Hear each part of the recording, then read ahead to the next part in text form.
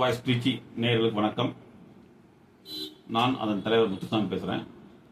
ஒரு சொத்தை வாங்குவதற்கு முன்னாடி என்னென்ன ஆவணங்கள் நம்ம சரிபார்க்கணும் என்பது குறித்த விழிப்புணர்வு பதிவு தான் பார்க்க போகிறோம். ஒரு சொத்தை வாங்குறோம் அப்படின்னா முதல்ல நம்ம பார்க்க வேண்டியது வில்லங்க சர்டிஃபிகேட், என்கம்பரன்ஸ் சர்டிஃபிகேட் என்ற வில்லங்க சர்டிஃபிகேட்.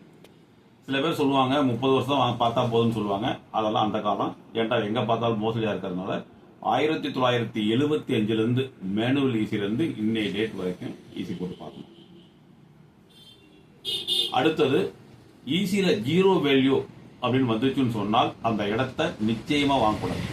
ஏன்னு கேட்டால் ஜீரோ வேல்யூ நிலம் அப்படின்னா அரசாங்கத்து நிலம் யாருக்காவது ஃப்ரீயா கொடுத்துருப்பாங்க அல்லது பஞ்சமி நிலமாக கூட இருக்கலாம். அதனால ஜீரோ வேல்யூ அப்படின்னு சொல்லிட்டு வில்லங்க சர்டிஃபிகேட்ல வந்துட்டா அந்த சொத்தை வாங்குவதை தவிர்க்கணும்.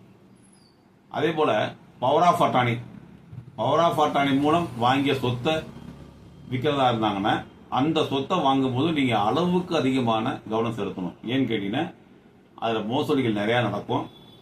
அந்த பவர் ஆஃப் அட்டார்னி சொத்து பார்க்கும்போது யார் பவர் கொடுத்தாங்களோ அவங்களுடைய அட்ரஸ்க்கே நேராக போயிட்டு அவங்க உயிரோடு இருக்கிறாங்களா அல்லது பவர் ஆஃப் அட்டார்னி ரத்து செய்யப்பட்டிருக்கிறதா என்ற விவரத்தெல்லாம் பார்த்து மிக மிக கவனமாக வாங்கணும். அதே போல சில பேர் அந்த சொத்து மூலம் உயில் மூலியமா வந்திருக்கும்.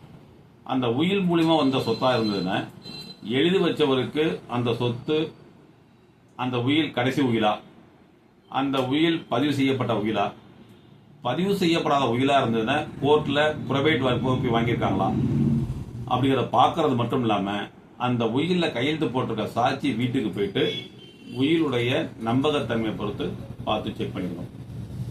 அதே மாதிரி வாரிசு உரிமைப்படி ஒரு சொத்து வருது அப்படின்னு சொன்னா இதுல இன்னும் அதிகபட்ச கவனம் செலுத்தணும். ஏன்னு கேட்டீங்கன்னா வாரிசுகளை மறைச்சு சப்ரஷன் ஆஃப் ஃபேக்ட்ஸ், இப்ப பொம்பளை பிள்ளைலாம் இருப்பாங்க அல்லது சில பேர் வெளியூர்ல இருப்பாங்க, அதெல்லாம் மறைச்சு இப்போ வாரிசு சர்டிஃபிகேட் வாங்கிடுறாங்க.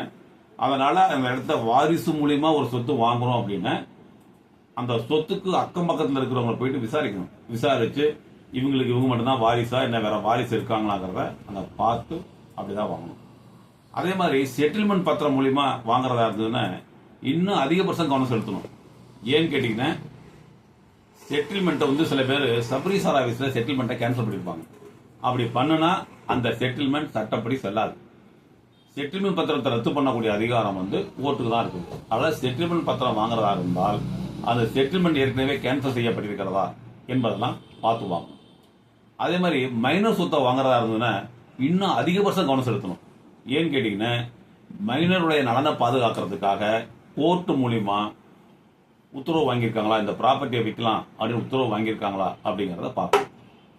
அதே மாதிரி ட்ரஸ்ட் ப்ராப்பர்ட்டியை வாங்குறதுன்னா இன்னும் மிக மிக அதிக கவனம் செலுத்தணும். ஏன்னு கேட்டீங்கன்னா அந்த ட்ரஸ்டி யாரு ட்ரஸ்ட்ல இருக்கிறாங்க, அந்த ட்ரஸ்ட்டை விற்கிறதுக்கு அதிகாரங்கள் இருக்கா, ட்ரஸ்டுடைய பைலாவில் சம்பந்தமா சொத்தை விற்கிறது பற்றி ஏதாவது சொல்லி இருக்குதா, அதே மாதிரி சொத்தை விற்பதற்கு அந்த ட்ரஸ்ட்ல தீர்மானம் போட்டிருக்காங்களா, இந்த விவரங்கள்லாம் பார்க்கணும்.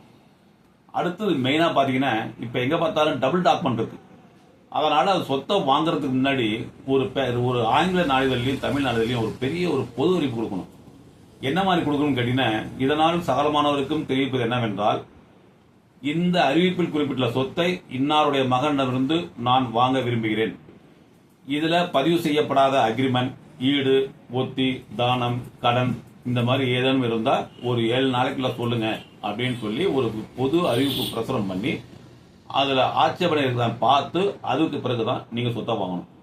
இதை விட இப்ப முக்கியமா கவனிக்க வேண்டியது என்னன்னு கேட்டீங்கன்னா இந்த சொத்து என்ன வகையான சொத்து அப்படின்னு சொன்னா அந்த என்ன வகைப்பாடு, சொத்து நஞ்சை நிலமா, புஞ்சை நிலமா, நத்தமா, நத்தம் புறம்போக்கா, மாடு கட்டுவதற்காக ஒதுக்கப்பட்ட இடமா அல்லது தொழிலாளர்களுக்காக ஒதுக்கப்பட்ட இடமா,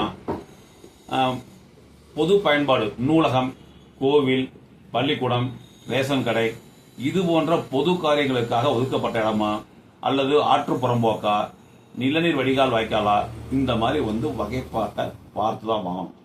ஏன்டா இன்னைக்கு நில மோசடி எங்க பார்த்தாலும் இருக்கு. நில மோசடி இருக்கிறதுனால ஒரு சொத்தை வாங்குவதற்கு முன்னாடி இதெல்லாம் கவனிக்கணும். இதுல ஏதேனும் சிறிய சந்தேகங்கள் இருந்தா கூட கூடுமான வரைக்கும் இந்த சொத்தை வாங்குறத அவாய்ட் பண்ணணும்.